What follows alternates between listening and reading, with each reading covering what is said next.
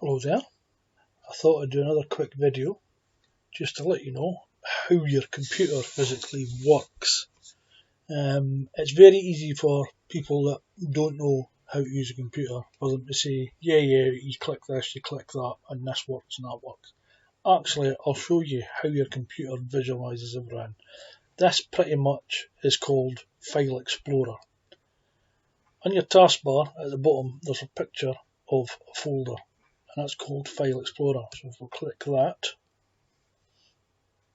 and this is what it brings up. What it's brought up is frequent folders, effectively quick access. These are shortcuts to various things that I use on a fairly regular basis in my computer.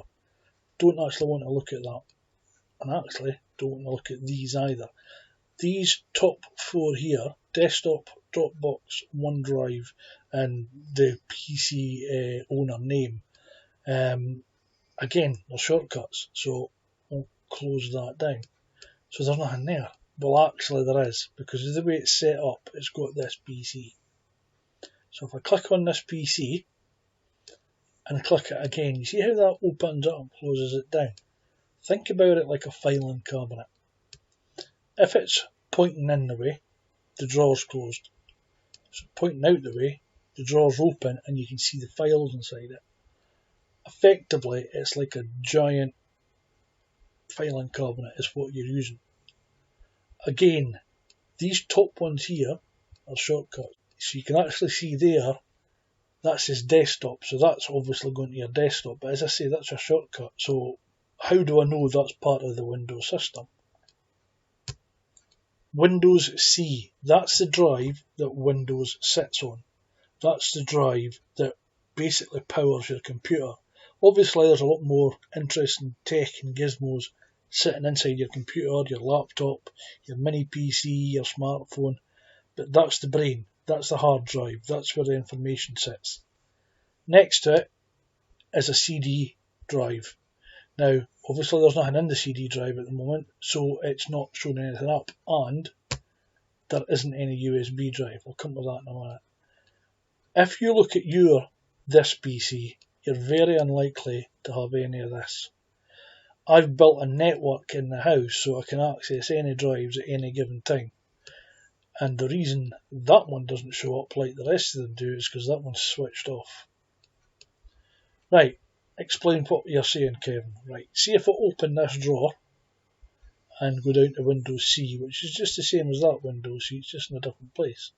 So if we open the Windows C drawer, click on it on the left hand panel, that effectively is almost like, as I say, your filing system.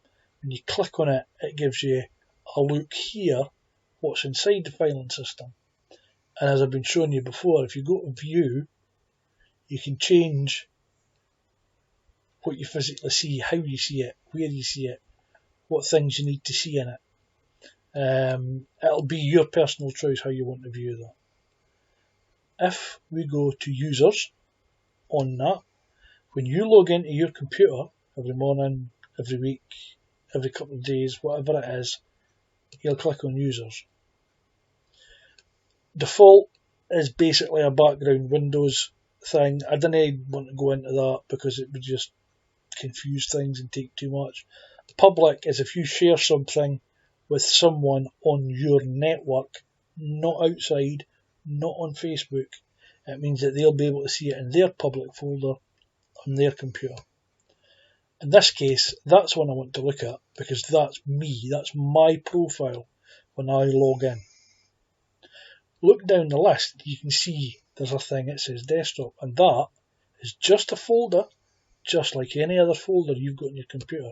So if I just very quickly go into it, sorry, I've single clicked it instead of double clicked it.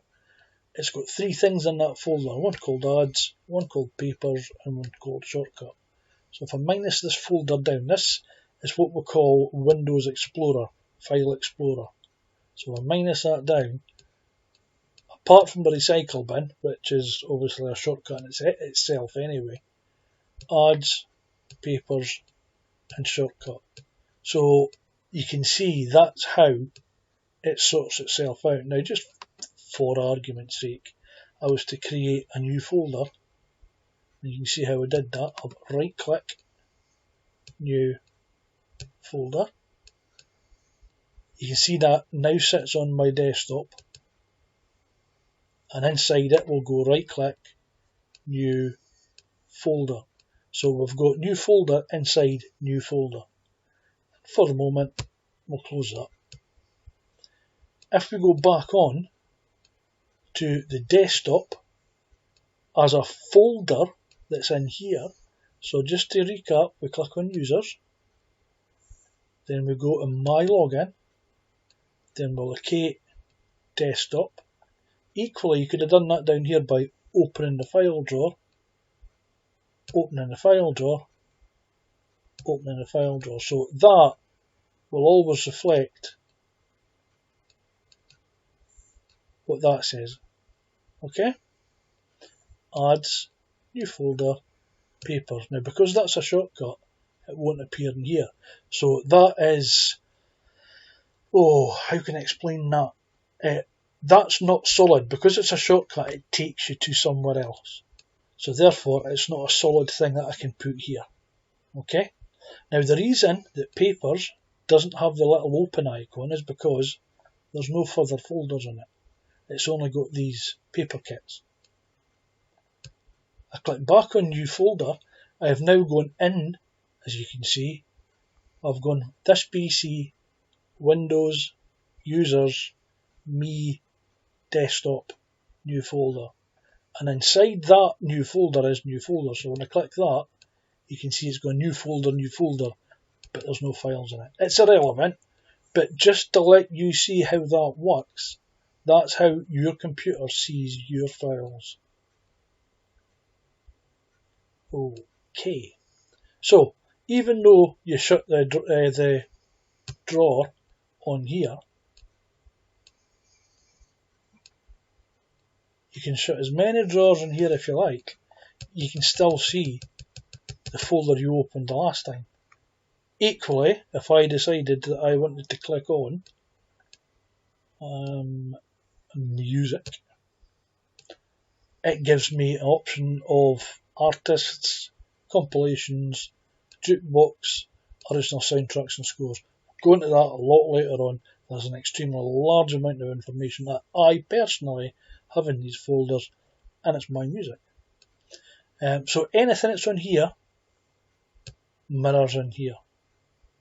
I want to show you something called drag and drop.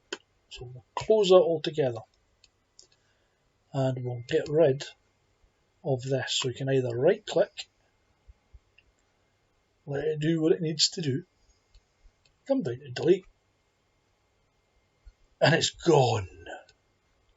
Or you could drag and drop. Remember that folder I showed you, it said papers in it. It's telling you there when I highlight it that it's got 83.8 megabytes worth of data in it. I'll come to that in another video, what that actually physically means. It's got files in it. It tells you what files are in there, but really doesn't give you very much. So if I left click on the file, hold the left click down and move it about, it will move around. And that time I right clicked it. I'm actually using what they call the touchpad on the laptop to do this. If you're using the touchpad on the laptop, you very quickly double click and don't let it go. And you can drag it around just as you could if you single left click on your mouse and not let it go. If I double click that, either with my mouse on the left click or on my touchpad, it opens it up. I will come back here and put these onto a list because I really don't want to get involved with the folders of the pictures just now. Right, we have got an array of files, and actually it tells you in the bottom corner total item count is 10. So there's actually 10 folders, beg your pardon, 10 items in this folder. Let's just say I wanted to move them. What I'll do is I'll use that button restore down, and then it just reduces the window slightly rather than closing it. Now, again, using my left click of my mouse or double clicking and holding, you see how I create a little blue box there? So long as you don't let go of that little touchpad or mouse or whatever you're using, that blue box won't disappear. Okay? As soon as you let it go, it disappears. So I know that I want to highlight these 10 items, or any number of them. So what I'm going to do, if you've got a mouse, you will left click and hold. If you're using the touchpad, you'll double click and keep your finger on it. Move across so you know you've got the blue box coming up. Highlight the amount of files you want. You can go right to the top if you want. I'm just going to do 3. Now I've let the mouse go.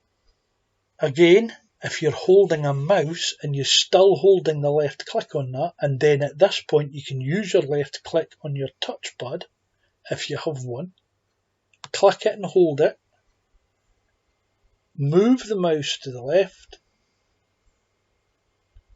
or in my case, run your finger along the touchpad. That's drag and drop. Why is drag and drop important? I'm just going to let it go. And lo and behold, these 3 items have now moved onto my desktop. But you'll notice it's taken them out of here. If you use drag and drop on the same drive, for instance, we are on, as I discussed earlier with you, C drive. Okay? That Papers is on my desktop. I've moved them from desktop Papers, as you can see there, look, Papers, to desktop. So if I was to go and look at my desktop file on here, you'll see that now shows the 3 files. Now I can either, in this folder, or on here, click on them, highlight them again. Remember, that's the left click. Keep my finger down. Using the touchpad or using your mouse, highlight the files that you want to highlight. Let it go. So you've now got, you can see there, they're all highlighted up. Use your left mouse click or double click and hold on your touchpad and drag them to wherever it is you want to go. Now my point being, and you can see they've disappeared on there as well, point being, because these are both in the C drive, that moves folders about. It moves, moves files about. If, for instance, and remember I spoke to you about networking, let's just have a very, very quick look at that one, jukebox. Now that is a mirror of what's in music. That's my backup of my music. But let's just say I wanted to move one of the papers onto that drive. You'll see I've drag and drop again. I've left clicked it, I'm pulling it across and I'm letting it go. Why am I doing that? Because I'm going to open another folder. Now I can either go that way and navigate to it, which is what this window is, or I can double click on that. Reduce down, choose the file, left click and hold, drag and drop. This time you'll see that the file has gone into that folder, but has also remained in that folder. That's because you've moved it from C drive to M drive. Do you understand now what I'm saying? Because you've moved it from your own hard drive onto an external source, whether it be USB, whether it be a cloud drive, which again we'll touch on in a different video. It moves it, it copies it. You could right click, copy, right click, paste. It didn't highlight because I didn't copy it. But that is the difference between drag and drop on the same drive and drag and drop on an external drive. I'm just going to delete that because I don't need to copy. I hope that lets you understand a bit about how File Explorer works and how Windows sees your files. It might give you a little understanding as to how to find new files that you've bought or plugged in. Very quickly, without going too heavily into it, because we'll cover it in another video, I'm going to pop a USB in. Now, to get to see that USB as it works, I'm going to navigate to this PC on the left. And you can see on the PC it's got the C drive, the DVD drive, and nothing else. Big gap. And these ones, as I say, are on the network. So I'm going to pop a USB drive into the side of the machine. I'll play a little tune, and lo and behold, this opened because it's the way I've ran it. But lo and behold, it appears on that list. So let's, for argument's sake, say this is your latest USB that you've bought. You double click, then you go to auto run, and then you're in. You can access your files. If for any reason, and I know that we've had problems with programs not opening recently, navigate to the drive, go into the folder, go into documents. Just a bit of a tip here. If you go to images and open some of these images, you will see the picture you're looking for. These images are here to create the thumbnails within the program so you know what you're going to click on. These, they can be printed and they can be opened, but they're a very small resolution file. So for example, that's all you're getting. And if you try and blow that up, it starts losing file integrity and it starts becoming pixelated, as you can see just around the edges. So what you really want to do, if I navigate back to autoplay, you need to go to docs and then open the picture. Again, I'm going to change that onto list. You need to open the file in the native program, whether that be in this case Adobe, or whether you use Windows Explorer, I beg your pardon, Internet Explorer or Chrome or stuff like that. That's how that would work. Okay, so that was just a very quick and how to go through Windows Explorer.